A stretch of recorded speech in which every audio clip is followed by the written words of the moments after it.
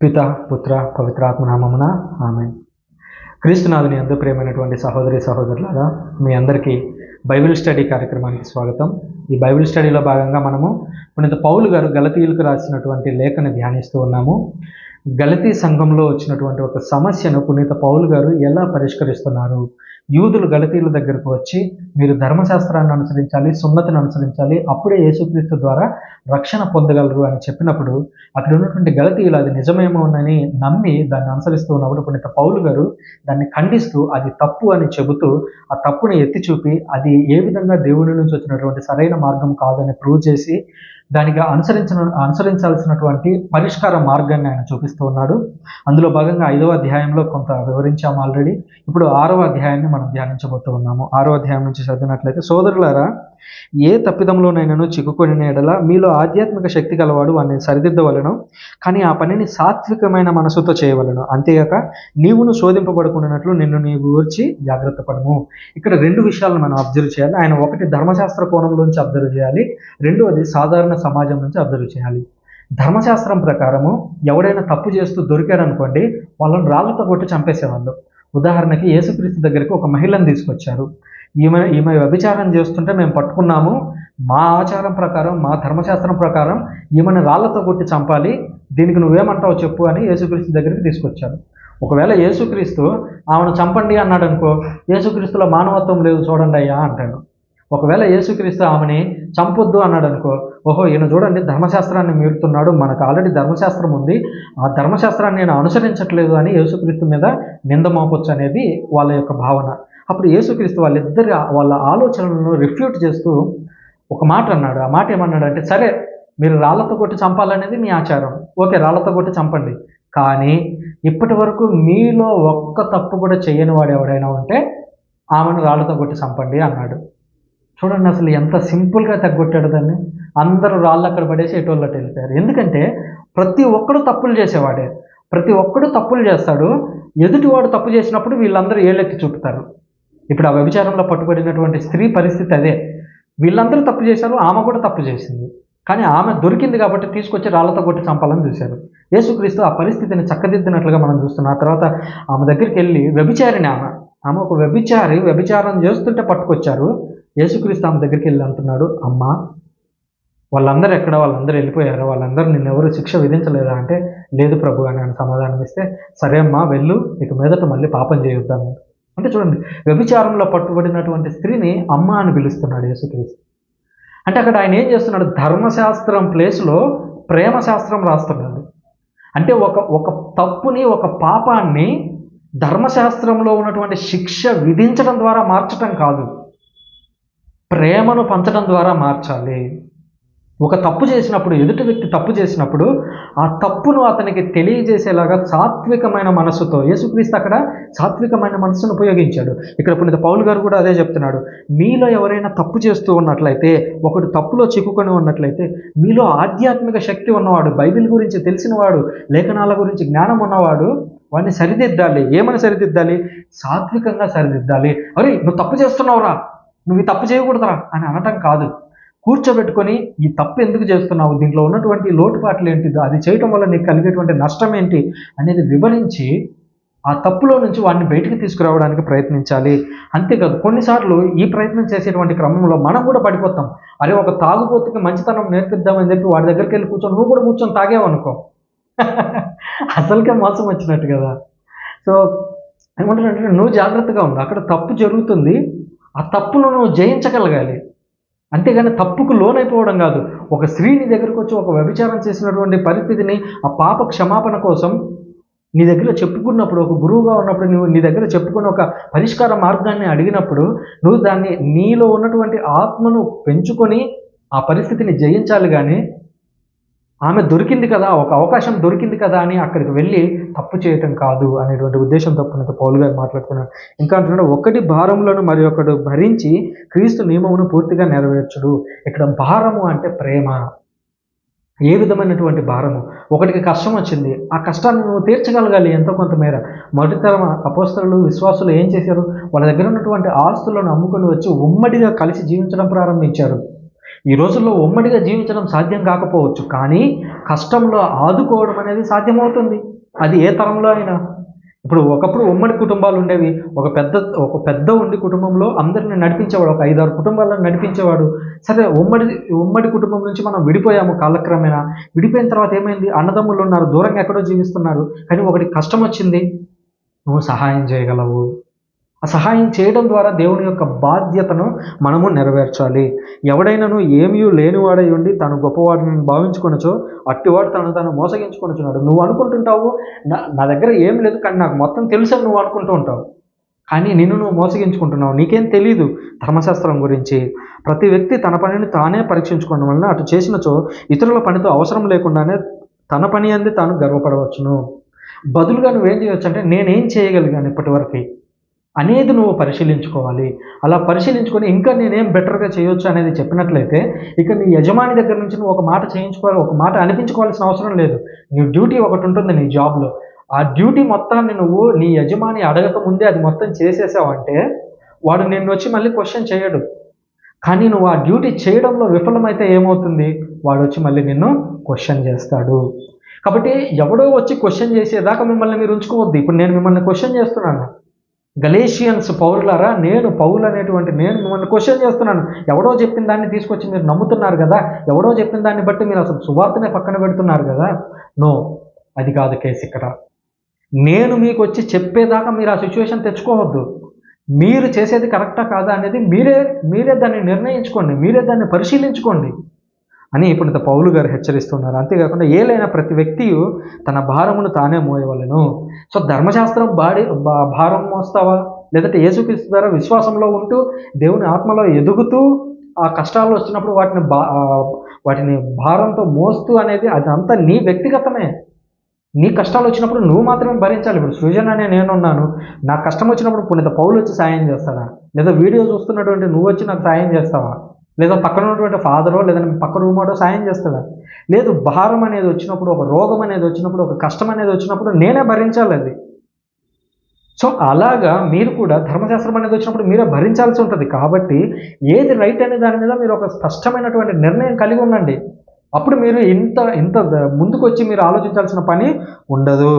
దేవుని వాక్యోపదేశమును పొందువారు తమకు కలిగిన మేలును అంతటిని తన ఉపదేశంతో పంచుకోవాలను. సరే, యూదులు ఉన్నారు, వాడికి ఏదో దేవుడు బయలుపరిచాడు అనుకుందాం. అది డైరెక్ట్ కూడా వెళ్ళి చెప్పడం కాదు, వాడు ఉపదేశకుడి దగ్గరికి వెళ్ళాలి. ఇది కరెక్టా కాదా? పునీత పౌలు గారి దగ్గరికి వచ్చి చెప్పుండాలి ఆ మాట. ధర్మశాస్త్రము సున్నతి అనేది ఉంది, అది మేము ఇప్పుడు అది చేసుకుంటేనే యేసుక్రీస్తు ద్వారా వాళ్ళందరూ అబ్రహాము కుమారులు అవుతారు అని వాళ్ళు ఆ విషయాన్ని ముందు ఎవరికి చెప్పుండాలి? పునీత పౌలు గారికి చెప్పుండాలి. కానీ వాళ్ళు ఆ విషయం చెప్పలేదు. తన వాక్యోపదేశకునికి పంచుకోవాలి, కానీ వాళ్ళు పంచుకోలేదు.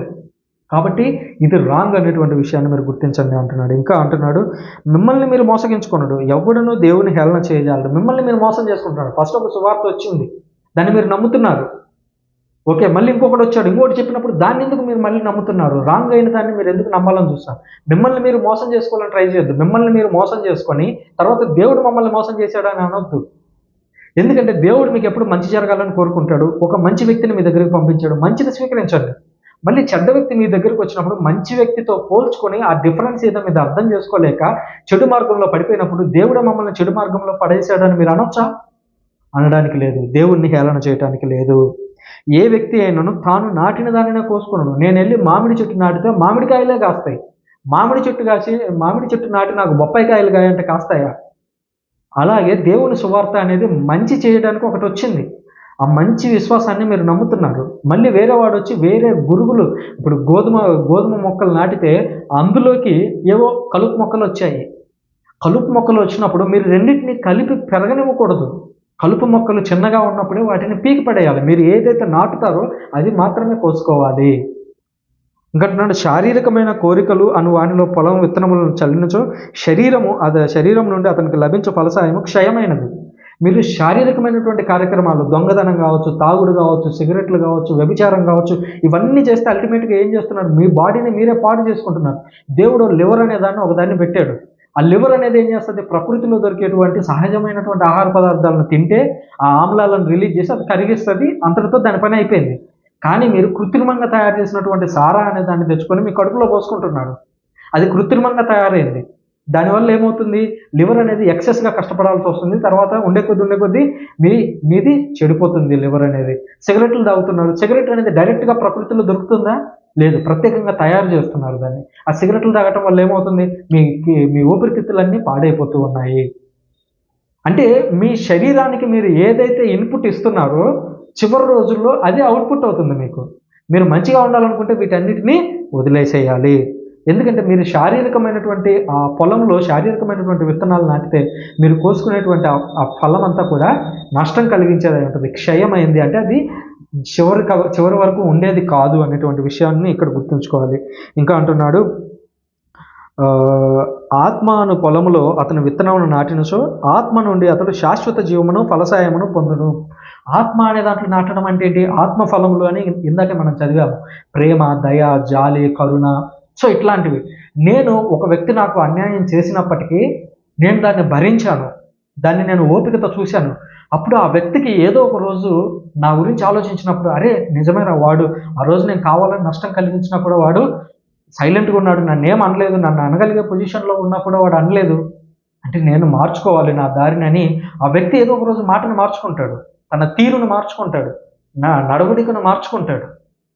సో అట్లాగా ఆత్మ ఫలాల ద్వారా మనము శారీరక ఫలాలైన వాటిని జయించగలగాలి అనే విషయాన్ని మనం ఇక్కడ గుర్తుంచుకోవాలి. ఇంకా అంటున్నాడు, మనము సత్కార్యములు చేయుట యందు విసుగు చెందరాదు. సత్కార్యాలు నువ్వు ఎప్పుడు కూడా చేస్తూనే ఉండాలి. ఇతరులకు సహాయం అనేది నీ చేతనైనంత సహాయము ప్రతి ఒక్కరికి ఎప్పుడో ఒకసారి కూడా అందిస్తూనే ఉండాలి.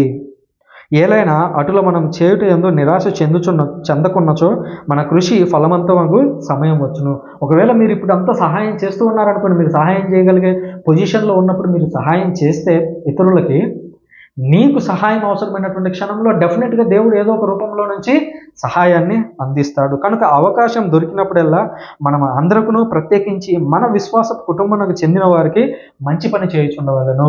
సో అందరికీ మంచి పనులు చేయాలి, ప్రత్యేకించి మన కుటుంబం అంటున్నాడు. ఎందుకంటే ఆ రోజుల్లో క్రిస్టియానిటీ అప్పుడప్పుడే స్ప్రెడ్ అవుతుంది. సో మేబీ ఒక 20 కుటుంబాలు 30 కుటుంబాలు మాత్రమే ఉంటాయి క్రిస్టియన్లు. సో 20 కుటుంబాలు మాత్రమే ఉన్నప్పుడు ఇతరులకు సాయం చేయండి. ప్లస్ క్రిస్టియన్స్ ఎవరైనా వచ్చినప్పుడు ప్రత్యేకంగా మీరు క్రిస్టియన్స్కి సాయం అందించండి. ఎందుకంటే క్రిస్టియానిటీ అనేది వరల్డ్ వైడ్గా లేదు, కేవలం ఒక 30 కుటుంబాలు ఉన్నాయి. మనం మాత్రమే ఉన్నప్పుడు మనం సాయం అందించుకోవాలి కదా.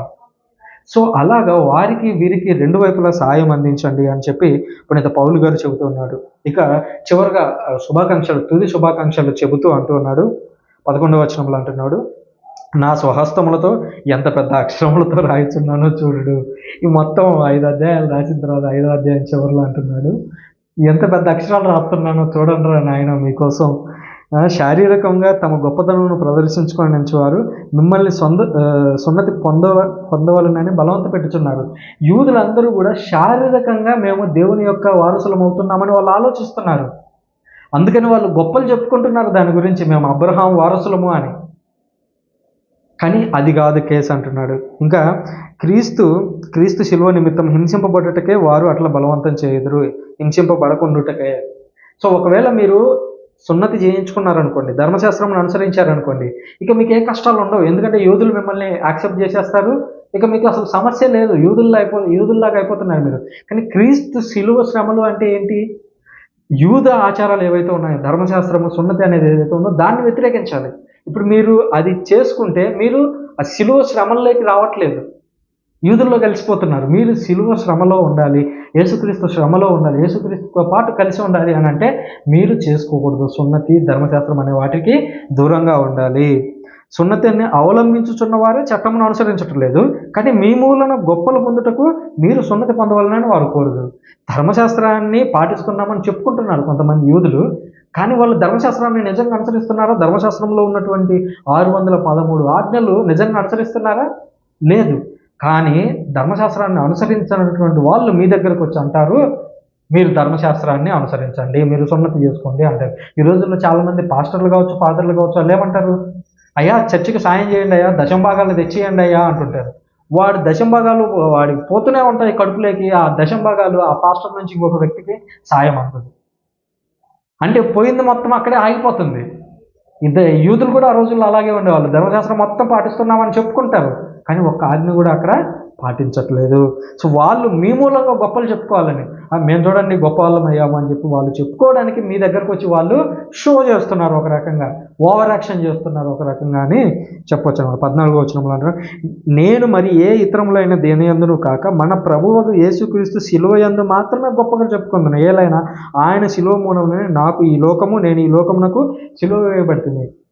మిగిలిన వాళ్ళు ఎన్ని గొప్పలన్నా చెప్పుకొని, ధర్మశాస్త్రం నుంచి గొప్పలు చెప్పుకొనియండి, లేకపోతే సున్నతి గురించి గొప్పలు చెప్పుకొనియండి, నేను మాత్రం దాని గురించి గొప్పలు చెప్పుకోను. నేను గొప్పలు చెప్పుకునేది దేని గురించి అంటే శిలువ గురించి. ఎందుకంటే శిలువ మరణం వలన ధర్మశాస్త్రం అనేది ఆగిపోయింది. శిలువ మరణం వల్ల ధర్మశాస్త్ర శిక్ష ఆగటం వల్ల నేను శారీరకంగా ధర్మశాస్త్రంలో మరణించాను. సో ధర్మశాస్త్రం నా మీదక ఎలాంటి ఆధిపత్యం లేకుండా పోయింది. కాబట్టి నేను శిలువలో మాత్రమే గొప్పలు చెప్పుకుంటాను ఏదన్నా చెప్పుకోవాలంటే. అంటే ఇన్ ద సెన్స్ యేసుక్రీస్తు గురించి మాత్రమే నేను గొప్పలు చెప్పుకుంటాను. ధర్మశాస్త్రం గురించి సున్నతి గురించి నాకు అనవసరం.